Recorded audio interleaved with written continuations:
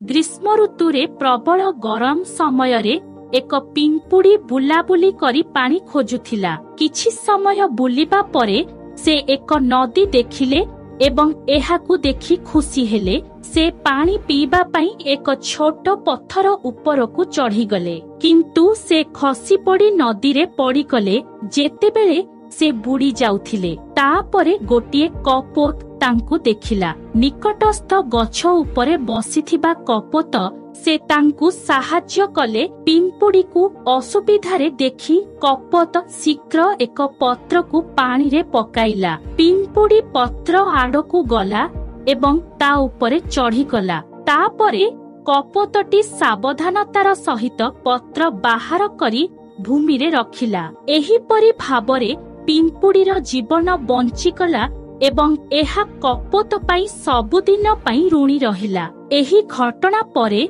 पिंपुड़ी एवं कपोत भल बंधु हेले एवं सेमानंकर दिन खुशी रे गला। किंतु दिने जणे शिकारी जंगल को आसिला। से सुंदर कपोतटी गछ उपरे बसिथिबार देखि बंधुक को कपोत आड़कू देखैला। सेही पिंपुड़ीटी एसबु देखुथिला। एहा देखि पिंपुड़ी शिकारींक गोइठीकु कामुड़ी देला। एही कारणरू से जंत्रणारे चित्कार करी बंधुककु तांको हातरू फिंगी देले। से कपोतटी निज जीवन रक्षा करिबाकू उड़ीगला। जेतेबेले शिकारी सेठारू चालीगले तापरे कपोतटी पिंपुड़ी पाखकू आसी निज जीवन रक्षा करिथिबारु तांकू धन्यवाद जणाइला। एही उपाୟରେ उभय सांग माने परस्पर को साहाय्य कले